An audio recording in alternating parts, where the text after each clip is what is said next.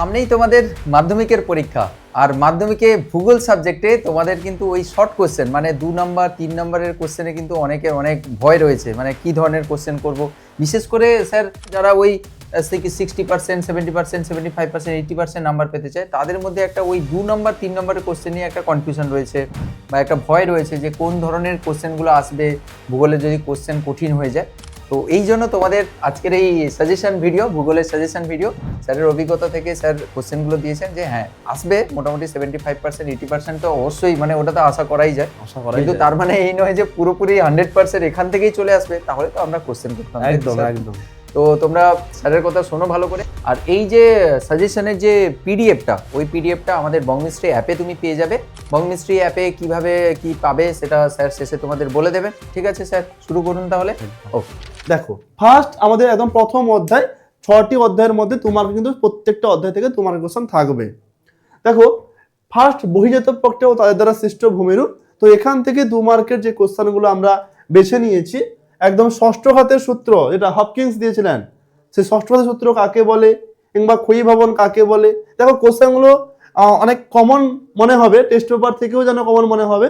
হ্যাঁ, টেস্ট পেপারের বেশিরভাগ কোশ্চেন দেখবে এই কোশ্চেনগুলো থেকে মিলালেই বুঝতে পারবে যে কিছুটা কোশ্চেন কমন থাকবে।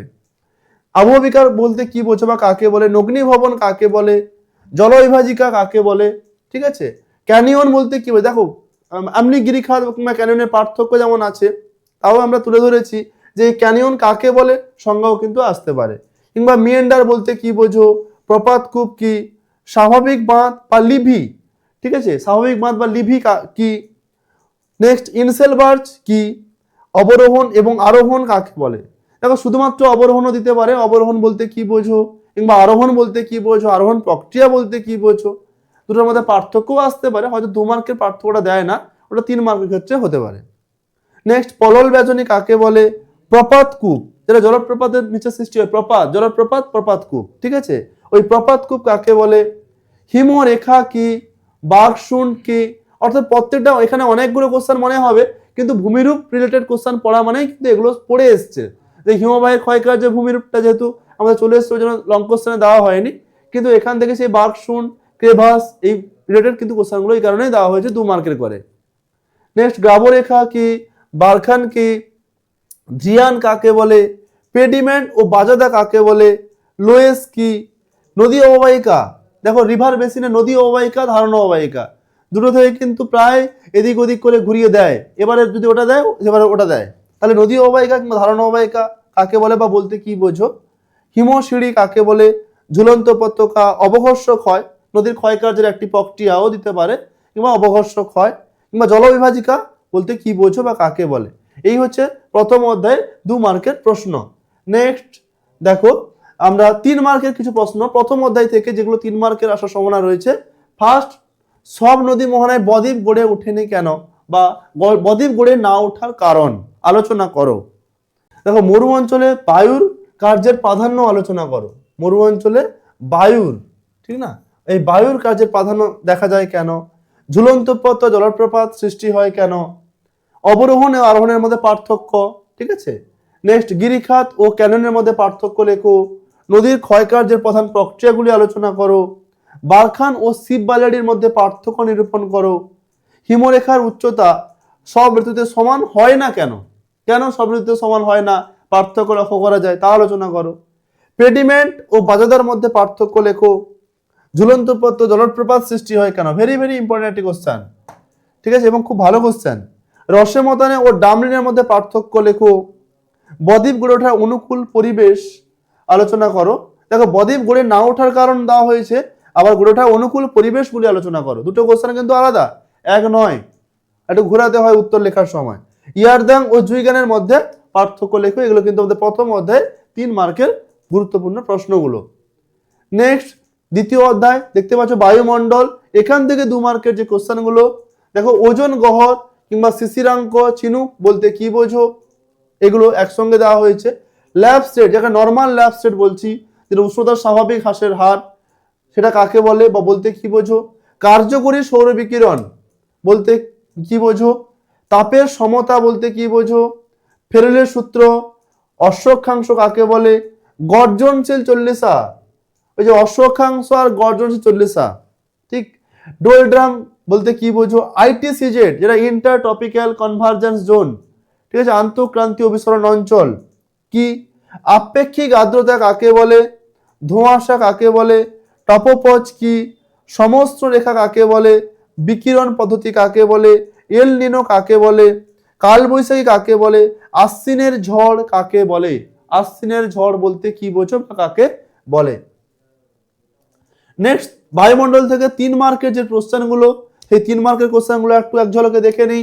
যে উষ্ণ এবং শীতল সমুদ্র স্রোতের মধ্যে পার্থক্য লেখো। দেখো, পার্থক্য যখনই আসবে 3 মার্কের পার্থক্যে মিনিমাম হলেও 6টি পয়েন্টস লিখতে হবে। মিনিমাম 6টি পয়েন্টস, কেউ বা বেশি লিখতে পারে, খুব বেশি লিখতে যেও না। মিনিমাম 6টি পয়েন্টস, অর্থাৎ 5টি পয়েন্ট বা 4টি পয়েন্ট বা 3টি পয়েন্টস কিন্তু লেখো না, মিনিমাম 6টি পয়েন্টস লেখা উচিত। নেক্সট, ভরা কটাল বা মরা কটালের মধ্যে পার্থক্য লেখো। খুব ভালো কোশ্চেন একটি। দুটি মুখ্য জোয়ারের মধ্যবর্তী ব্যবধান 24 ঘন্টা 52 মিনিট হয় কেন? দুটি মুখ্য জোয়ারের মধ্যে ব্যবধান 24 ঘন্টা 52 মিনিট, আমরা শর্ট কোশ্চেনের সময় পড়েছিলাম।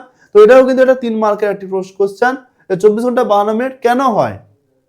তারপরে অ্যানাবেটিক ও ক্যাটাবেটিক বায়ুর মধ্যে পার্থক্য লেখো। মৌসুমী বায়ুর উপর জেট বায়ুর প্রভাব আলোচনা করো। বায়ুমণ্ডল উত্তপ্ত হওয়ার পদ্ধতিগুলি আলোচনা করো। বৈপরীত্য উত্তাপ, ইনভার্সন টেম্পারেচার কাকে বলে, এবং সৃষ্টির কারণও এখান থেকে উল্লেখ করে রাখবে যে বৈপরীত্য উত্তাপ সৃষ্টির কারণ। উচ্চতা বৃদ্ধিতে উষ্ণতা হ্রাস পায় কেন? হ্রাস পায়, এই হ্রাস পায় কেন? টপোস্ফিয়ার ও স্ট্র্যাটোস্ফিয়ারের মধ্যে পার্থক্য লেখো। ঠিক আছে, এগুলো হচ্ছে আমাদের বায়ুমণ্ডল থেকে 3 মার্কের কোশ্চেন। নেক্সট, বায়ুমণ্ডল, শৈবাল সাগর কাকে বলে? মগ্নচড়া, পেরিজি কি? হিমপ্রাচীর। অ্যাপোজি জোয়ার কাকে বলে? বান ডাকা বা সাঁড়াসাঁড়ির বান কি? এবং জায়র কি? ঠিক আছে। নেক্সট, বায়ুমণ্ডল থেকে সমুদ্র স্রোত, সমুদ্র তরঙ্গ, তো হয়েই গেছে। দেখো, বর্জ্য থেকে আমরা 2 মার্কের কোশ্চেনগুলো আসছি। দেখো, স্ক্র্যাবার কাকে বলে? স্ক্র্যাবার। ম্যানিওর পিট কাকে বলে? থ্রিয়ার কাকে বলে? তেজস্ক্রিয় বর্জ্য কাকে বলে? বর্জ্য ব্যবস্থাপনা কাকে বলে? বর্জ্যের পুনর্ব্যবহার বলতে কি বোঝো? পুনর্ব্যবহার। কম্পোস্টিং কাকে বলে? কঠিন বর্জ্য কাকে বলে? ইউট্রোফিকেশন বলতে কি বোঝো? ল্যান্ডফিল কি? ই বর্জ্য বা ই ওয়েস্ট, ইলেকট্রনিক্স বর্জ্য এটা।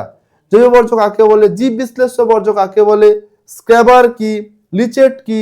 কম্পোস্টিং, ভার্মি কম্পোস্টিং, এছাড়া ভরাটকরণ বা ল্যান্ডফিল যেটা আমরা বলছি, ওটা কাকে বলে?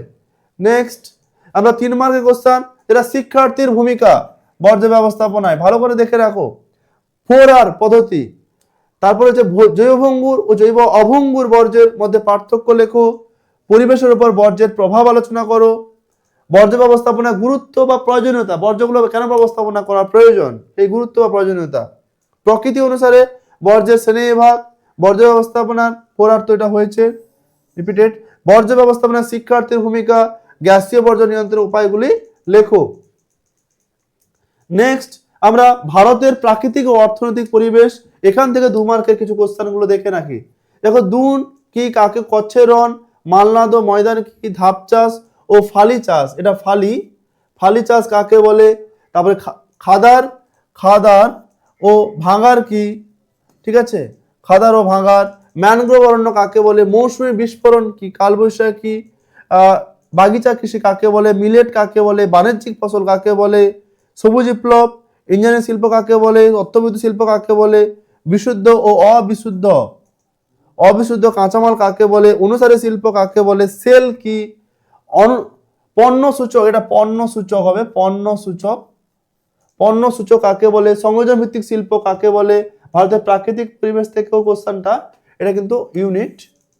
ডেকান ট্রাপ, আউটসোর্সিং কি? কয়াল, বহুমুখী নদী পরিকল্পনা, বাগিচা ফসল। ঠিক আছে, তারপরে হচ্ছে কারেওয়া কি? তাল কি? খাদার ও ভাঙার, এটা কমন চলে এসেছিল। তরাই বলতে কি বোঝো? ভাবর কি? কয়াল বলতে কি বোঝো? পর্জল মৃত্তিকা। এছাড়া মৌসুমী বিস্ফোরণ, মৌসুমী বিস্ফোরণের ছেদ, আম্র বৃষ্টি, লু এবং আধি। লাস্ট একদম বহুমুখী নদী পরিকল্পনা বলতে কি বোঝো।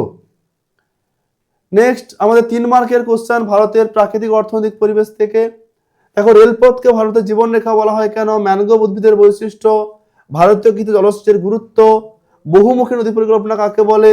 পাঞ্জাব ও হরিয়ানায়, এটা হরিয়ানা, হরিয়ানায় কৃষিকাজে উন্নতির কারণ, ভারতের কৃষি 3টি বৈশিষ্ট্য, দুর্গাপুরকে ভারতের রুড়ো বলা হয় কেন, কৃষ্ণ মৃত্তিকা 3টি বৈশিষ্ট্য, কৃষি বনসৃজন ও সামাজিক বনসৃজনের মধ্যে পার্থক্য, জল সংরক্ষণের গুরুত্ব আলোচনা করো, মালনাদ এবং ময়দানের মধ্যে পার্থক্য। এখানে কিন্তু এই কোশ্চেনগুলো রয়েছে। নর্মদা তাপ্তি নদী মনে বদ্বীপ গড়ে ওঠেনি কেন, পেট্রোরসায়ন শিল্পকে উদীয়মান শিল্প বলা হয় কেন, করমণ্ডল উপকূলে বছরে 2বার বৃষ্টিপাত হয় কেন, বহুমুখী নদী পরিকল্পনা বলতে কি বোঝো, সেটা 2 মার্কে দেওয়া হয়েছে, কিন্তু এটা উদ্দেশ্য উল্লেখ করতে হবে। ভারতে কি জলসেচের গুরুত্ব ও প্রয়োজনীয়তা, ভারতে কৃষি প্রধান 3টি সমস্যা, ভারতের মুসলমানের বৈশিষ্ট্য, জনসংখ্যা জনঘনত্বের মধ্যেও পার্থক্য কিন্তু রয়েছে। এইগুলো 3 মার্কের কোশ্চেন। নেক্সট, উপগ্রহ চিত্র থেকে ও ভূবৈচিত্র্য মানচিত্র থেকে 2 মার্কের যেগুলো, ভূবৈচিত্র্য মানচিত্র কাকে বলে, সেন্সর কি, ভগ্নাংশ সূচক স্কেল বা যেটা আরএফ স্কেল আমরা যাকে বলি, RF scale, RF fraction scale, ভূবৈচিত্র্য মানচিত্রটি গুরুত্ব লেখো, পিক্সেল কি, এফসিসি ও টিসিসি কি, মিলিয়ন সিট বলতে কি বোঝো, প্ল্যাটফর্ম কি, ডিগ্রি সিট বলতে কি বোঝো, আইজিআইএস ও জিপিএস কি, দূরসংবেদন কি, মিলিয়ন সিট, এফসিসি দূরসংবেদনের রিমোট সেন্সিং, এটা দূরসংবেদন, ওটা তো হয়েছে। জিও স্টেশনারি উপগ্রহ কাকে বলে, বেঞ্চ মার্ক কি, ভালো করে দেখে রাখো, নতুন কোশ্চেন, বেঞ্চ মার্ক, এটা বেঞ্চ মার্ক কি। এবারে আসছি আমরা 2 মার্কের, এগুলো হলো। এবার 3 মার্কের শেষ একদম কোশ্চেন, যে ভূবৈচিত্র্য মানচিত্র উপগ্রহ চিত্রের মধ্যে 3টি পার্থক্য লেখো। 3টি বলেছে মানে 3টি লিখবে, বেশি লেখার দরকার নেই, 3টি বলেছে 3টি লিখবে, যখন না বলবে তখন 6টি লিখতো, 3 মার্কে লিখবে। উপগ্রহ চিত্রের 3টি ব্যবহার বা গুরুত্ব আলোচনা করো, জিও স্টেশনারি ও সান সিঙ্ক্রোনাস উপগ্রহের মধ্যে পার্থক্য লেখো। তারপরে হয়েছে দূরসংবেদন ব্যবস্থার সুবিধা এবং অসুবিধাগুলি কি, উপগ্রহ চিত্রের বৈশিষ্ট্য গুরুত্ব লেখো, দূরসংবেদন ব্যবস্থার সুবিধা অসুবিধা, ঠিক আছে, সুবিধা অসুবিধা এটা তো হয়েছে। তারপরে ভূবৈচিত্র্য মানচিত্রের গুরুত্ব ও প্রয়োজনীয়তাগুলি কি, এগুলোই কিন্তু আমাদের গুরুত্বপূর্ণ কিছু বাছাইয়ের প্রশ্ন নমুনা দিলাম। তো এগুলো ভালো করে দেখো। এই সাজেশনের পিডিএফটি পাওয়ার জন্য ফার্স্ট গুগল প্লে স্টোর থেকে বংমিস্ট্রি অ্যাপ ইনস্টল করবে। তো তারপরে এখানে দেখতে পাচ্ছ কমিউনিটি, এই কমিউনিটিতে চলে আসবে, কমিউনিটি থেকে ফ্রি ক্লাস 10 গ্রুপ, ওখানেই কিন্তু সাজেশনের পিডিএফটি তোমরা পেয়ে যাবে। ঠিক আছে, ওকে, থ্যাংক ইউ।